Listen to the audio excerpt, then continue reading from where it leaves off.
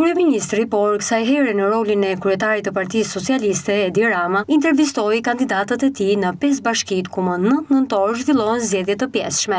Kam kandidatët për kryetar bashkie të Partisë Socialiste në zgjedhjet pjesësore të 40 orëve më vonë. Ne mund të jemi këtu 5 burra, po këtu pos foli Bruna në tjerat s'kemi shans të marrë fjallën. Po Bruno si takon ato punët e përditshme të qytetit, të përmirësoj shërbimet bazë të qytetit, edhe i ka vënë vetes ca sfida që besoj fort tek stafi që do të ngre, edhe aftësitë e mia drejtuese, diku edhe intuita në drejtim, që të kemi vlorë më të pastër, pavarësisht se duket si një vetëm një fjali, po përmban një strategji që i duhet në qytetit turistik dhe që u përball në qytetin turistik me këtë problem.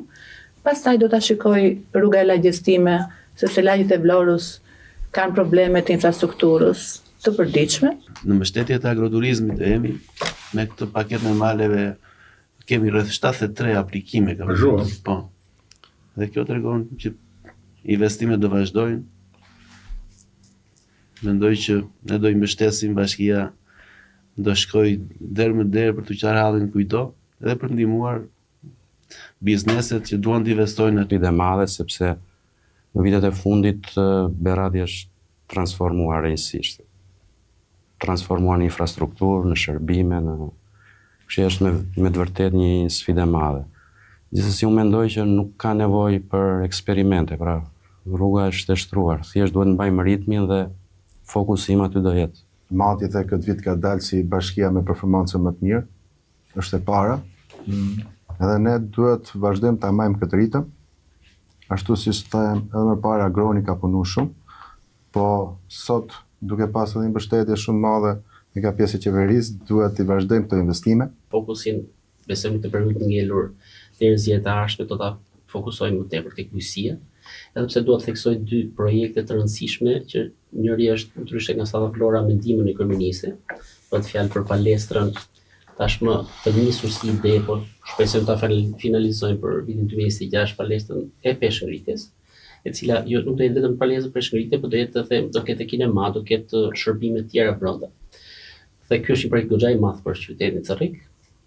Dhe është fal kryeministit. Se nuk e dini, se unë e di për shkak të detyrës, Cerriku prej shumë vitesh është fidanishtja e kampionëve të peshngritjes.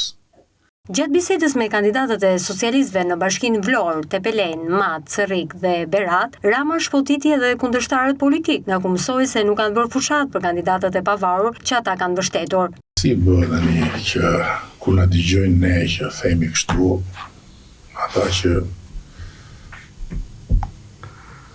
humbasin, vetëm humbasin, mendojnë që ne ndërkohë i kemi bërë gati gjithë manipulimet dhe i kemi vjedhur zgjedhjet.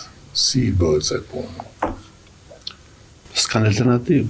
Zgjedhjet e pjesshme në 5 bashki të vendit mbahen të dielën më 9 nëntor.